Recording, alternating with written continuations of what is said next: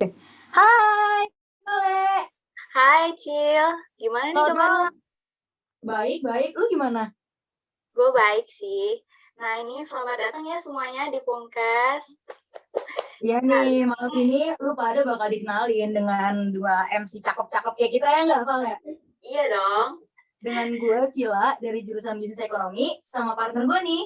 gue foundernya Aisyah dari Business Management. Nah ini kami punya guest speaker yang gak kalah keren nih. Yang pertama gue panggilin ya, Ica, silakan. Yeay, welcome. Makasih. Hai, gue Ica atau panggil Clarissa dari jurusan branding. Banget. Lanjut guys, kita panggilin Putri. Halo, nama gue Putri Octavia, bisa dipanggil Putri dari jurusan Bisnis Manajemen. Samaan nih. Banget sih. Selanjutnya ya, gue panggilin Ken. Silakan Ken. Halo semuanya. Nama gue Nicholas Kenneth Santosa, bisa dipanggil Kenneth, dan gue dari jurusan Finance. Wah, keren banget. Lanjut nih, yang gak kalah keren, Nicholas Howie. Halo, gue Nicholas dari Business Management. Ya itu aja sih. Samaan ya. Nah ini juga ada nih guest speakernya, Samuel. Silahkan. Halo, nama gue Samuel Ari Rangga Destinus, gue bisa dipanggil Rangga dari Business Management. Wah, banyak anak bisnis ya di sini ya, Val ya? Iya. Wah, keren sih. Lanjut guys, kenalan sama Rai.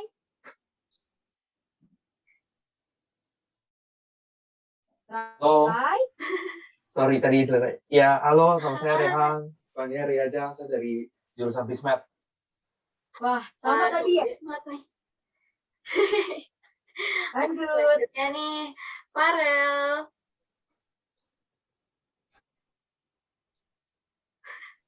Halo semuanya, nama gue Renat Farel, biasa dipanggil Farel, gue dari jurusan branding. Oh, Brandy. Nah, terakhir nih guys. Yang terakhir yang paling ganteng sih, nggak ada obat. Panto, yeay. Hai guys, nama gue Devanto Wirahadi Kusuma dari jurusan Business Management juga, panggil aja Vanto. Ih, nggak nyangka ya, Val ya. Di sini banyak banget anak bisnis ya. Wah, keren sih. BTW nih, Val, lu tahu nggak sih artinya capung cash? Atau pocket capung? Gue punya nih guest speaker yang bisa banget ngejelasin. Silahkan Devanto, boleh banget jelasin. Jadi guys, namanya podcast ini tuh, kan maskot kita kan capung kan, tapi kenapa sih maskotnya kita capung? Gue kasih capung tuh gara-gara kita semua tuh tadinya strangers, terus tiba-tiba kita ketemu di PGU hari pertama, terus kita langsung bonding jadi grup yang solid, dan itu tuh butuh adaptasi yang luar biasa kan. Nah jadi gue kasih maskotnya capung. Kenapa? Karena capung itu menyimbolkan adaptasi, karena kalau di alam capung itu paling oke dah beradaptasi dengan lingkungan dia gitu. Oh, gitu Gila, jadinya guys, keren jelasannya. banget. Kok lu bisa sih kepikiran capung gitu tiba-tiba? Gue tiba-tiba kepo deh. Ya, kan gue SMA kan jurusan IPA ya, terus gue belajar IPA tuh paling suka tuh dulu biologi. Di textbook biologi gue banyak nih kayak apa makhluk-makhluk hidup dari serangga, ikan ya, seperti buku biologi pada biasanya lah. Cuman gue ingat aja nih, capung itu salah satu feature-nya tuh dia adaptasinya bagus. Ya, jadi pas kemarin dimintain bikin virtual background, gue keinget, oh capung gitu. Jadi gue pakai capung. Anak IPA pars. Keren banget sih. Nah, gimana nih Cil? Gimana? Harus kita mulai nggak nih sesi pertanyaan? Boleh. BTW nih ya, topik hari ini kan kita ngambil tuh yang namanya kacamata pendidikan ya. Nah, lu kepo nggak sih Val sama pendapat guest speaker kita yang keren-keren ini? Oh, pasti dong. Mungkin boleh nih, gue tanyain nih. Menurut kalian apa sih arti pendidikan? Mungkin guest speaker kita yang cantik ini, Ica, boleh banget nih jelasin. Oke. Jadi bagi gue pendidikan itu ya secara general belajar banyak ilmu gitu ya. Tapi mungkin secara rinci kayak learn soft skill, terus kayak public speaking, communication, how to adapt gitu. Cara jalin hubungan dengan orang-orang karena lebih dari akademik gitu. Sama belajar sopan santun, tata krama, itu penting banget sih ya. Itu menurut gue banyak hal pendidikan meliputi. Jujur gue setuju banget ya sama pendapatnya Ica, keren sih. Menurut gue juga pendidikan tuh bukan cuma di akademik ya, tapi di karakter, pendidikan soft skill. Iya nggak, Val? Benar banget, benar banget. Nah, lanjut nih. Tadi kita udah tahu kan arti pendidikan. Sekarang gue pengen nanya, menurut lu pada nih ya, kelebihan sama kekurangan sistem pendidikan di Indonesia gimana sih? Gue pengen yang jawab tuh kayaknya Ken dulu. Oh, boleh.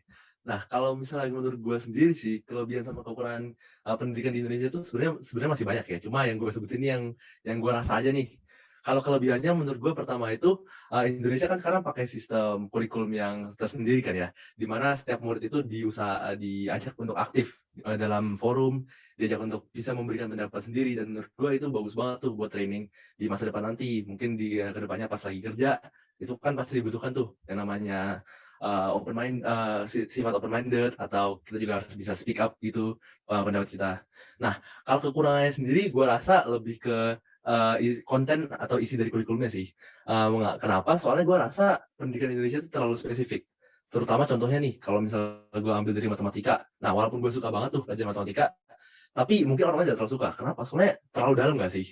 Ada yang namanya kalkulus. Nah, itu kan kalau misalnya kita lihat di kurikulum luar negeri yang pendidikannya tinggi-tinggi gitu, gue rasa kalkulus tuh nggak terlalu didalemin sama mereka. Mereka mungkin cuma menggoda suara doang. Tapi kalau misalnya di Indonesia, kita di-expect buat bisa belajar dan mendalami kalkulus sedalam yang sekarang ada di masa SMA nih terutama. Dan menurut gue itu mungkin ada yang suka, tapi gue rasa banyak tuh temen gue yang stres juga gara-gara itu. Ya menurut gue itu aja sih. Benar banget sih. Lu setuju nggak, Cil?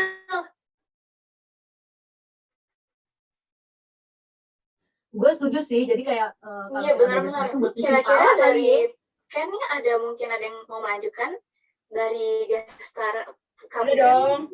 Oh, boleh banget nih, Kak. Nih, menurut gue sendiri sih, opini gue sendiri ya, kalian pernah dengar Indonesia Pintar gak? Kartu Indonesia Pintar, mungkin pernah dengar lah ya.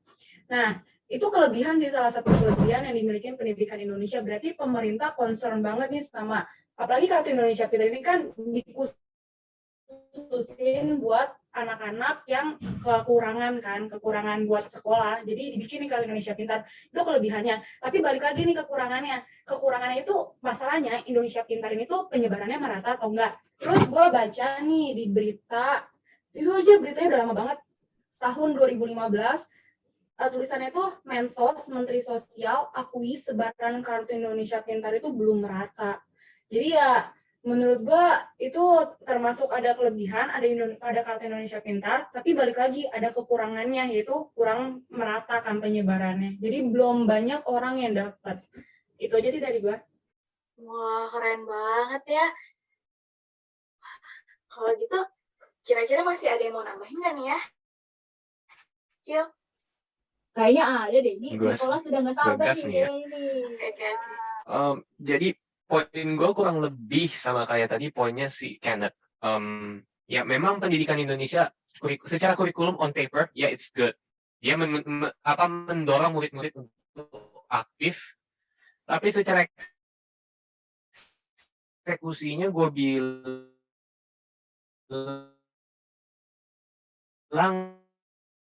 ya emangnya kasarnya kayak dalam tanda kutip emangnya kamu tahu apa lah. Habis itu juga lu pada pernah ngerasa nggak sih, terutama nih ya anak IPA yang nyasar jurusan kayak gue nih ke business management, apa yang kita pelajarin ujung-ujungnya kayaknya banyak yang nggak kepake. Contohnya kayak di IPA ada matematika peminatan segala gitu loh. Dan gue juga dapat info nih, gue kan ada kakak kelas satu berangkat ke Jerman, dia harus ada program adaptasi 1 tahun tambah SMA-nya, di sana 13 tahun. Jadi itu namanya student colleague. Gue cerita ke dia, ini pelajaran kelas 12 kenapa menggila begini kan? Dia bilang, oh gue mah enak cuy, gue bisa milih mapelnya apa yang gue mau. Gue mau ngambil kalkulus juga boleh, gue mau ngambil fisika juga boleh. Habis itu gue kayak, nah loh kok yang di sini kenapa malah gue digenjotin semua, tapi gue kagak kepake semuanya kan? Menurut lu agak membebanin gak sih? Iya sih, benar. Jadi kayak kita dipaksa untuk mengerti semuanya ya. Iya. Tapi ya. Nah ini nih, kan dari Nicholas bilang tuh ya, kan kakaknya itu dia bisa milih tuh dia mau jadi pelajaran apa. Nah, ada nyambungnya, ada pertanyaan gue yang mau gue kasih tahu. Apa sebenarnya mempelajari semua mata pelajaran itu perlu? Nah, boleh nih ada yang mau jawab dari Fanto mungkin. Menurut gue sih perlu ya. Karena gini, kalau misalnya lu bayangin deh, di dunia ini tuh ada banyak banget orang yang pekerjaan tuh penting, benar penting. Kayak contohnya dokter atau dokter deh, salah satu aja. Dokter, dokter tuh kan pendidikannya tuh tinggi banget ya. Dan kalau misalnya dari sekolah aja lu nggak diajarin biologi, kimia, fisika gitu, lu nggak punya gambaran ke depannya lu mau jadi apa gitu. Kalau misalnya lu tiap hari di sekolah tuh nggak belajar yang lu mau, apa kalau kayak gitu di masa depan udah nggak ada lagi dong yang namanya dokter. Siapa yang ngobatin kita gitu. Makanya dari kecil tuh kita harus udah diintroduce dulu nih, dikenalin nih yang kayak dokter nih, biologi kayak gini. Nah kalau misalnya anaknya suka nyantol di hatinya jadi dokter gitu. Wah, Van, gue punya kontranya buat lu sih, Van. Apa Nah, tuh? Rel, Kalau menurut gua sih ya, kan kita itu sebenarnya nggak perlu belajar semua pelajaran secara mendetail, karena kan bisa aja kita belajar semuanya itu cuman istilahnya sampai kelas 10 lah, karena bisa juga ditambahin pas kelas 10 diajarin nih, kalau kita harus sudah tahu kuliahnya pengen ngambil jurusan apa, jadi setidaknya udah lebih jelas. Nah, bolehlah istilahnya kayak biar kelas 11-nya itu dikasih kebebasan buat muridnya. Kayak, ini pelajarannya kalian boleh milih apa yang kalian suka, apa yang kalian inginin. Jadinya pas kuliah juga, atau enggak pas masih SMA juga kita ngejalanin sekolah juga lebih enak, lebih nggak dibawa stres. Karena kan ya permasalahan zaman sekarang, semua murid kayaknya sih stres semua karena harus pelajarin semua pelajaran. Karena kayak bukan di kesukaannya mereka gitu loh. Jadinya ya, kontra gue sih gitu sih, Van. Gitu. Gua hargain deh kontra lu, kan semua orang bisa berpendapat dengan bebas ya. Oke, siap. Bisa juga sih bisa ya, sih Cil. pendapatnya sama-sama bener lah ya, namanya juga pendapat, nggak ada yang salah. Lanjut, ayo. Oke deh. Nah, apa sih? Kan karena kita udah online nih, mungkin bisa kasih tahu duka dan sukanya kalau belajar online. Boleh banget Kak sama Rangga nih jawab. Oke, suka duka ya. Sebenarnya sih jujur kalau buat gua sendiri kayak lebih banyak dukanya sih. Kayak pertama ya lebih ke kesehatan nggak sih? Maksudnya kayak kita semua kan dengan apa ya cara belajar online gini kan ngelihat layar terus gitu, kayak mata kita pasti capek banget dong ngeliatin layar seharian gitu kan. Terus nugas juga hampir kayak bisa dibilang 90% lewat laptop juga lah, kayak nulis lewat laptop apalah lewat laptop gitu. Jadi ya gua kurang suka aja sih gitu kan buat kesehatan kita juga gitu. Sama apa lagi ya, ya lebih ke kesehatan mental kita juga. Soalnya ya ada beberapa dari kita juga ke sekolah tuh ya emang buat belajar sih, cuman salah satunya juga buat mungkin kalau mereka ada masalah dalam keluarga atau gimana, mereka bisa kabur ke teman-teman mereka yang di sekolah gitu kan, biar mereka bisa keluarin apa yang mereka nggak bisa keluarin di rumah gitu loh kan. Jadi ya itu sih, cuman kalau sukanya Ah, sih ya buat mereka yang kayak misalkan rumahnya jauh dari sekolah gitu kan, ya kan memakan waktu gitu. Kalau gue sih di belakang sekolah tinggalnya, jadi emang deket sih, bisa jalan kaki. Jadi ya gitu aja sih. Oh, iya sih emang banyak juga yang nggak suka online ya, Cil. iya benar. Banyak pro kontra lah ya, Val ya. Sekarang gue pengen minta pendapat terakhir kita nih dari Kak Raihan. Silahkan. Nah, kalau dari gue suka sama dukanya gimana. Nah, kebetulan kan sistem sekolah saya tuh agak beda dikit ya, itu pelajarannya bisa dipilih. Jadi kalau misalnya saya nggak mau biologi, saya bisa ngambil biologi aja. Nanti dijadwalnya jadi sistem jam kosong.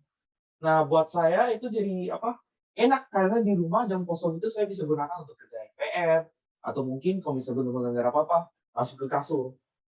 Nah, kan enak gitu untuk di rumah. Apalagi juga menurut saya tuh sukanya lebih banyak dikit daripada dukanya, karena pas lagi masa-masa online gini saya justru lebih banyak waktu buat coba-coba hal baru, coba hobi baru, olahraga. Jadi oke sih. Tapi masalah dari dukanya bener juga itu.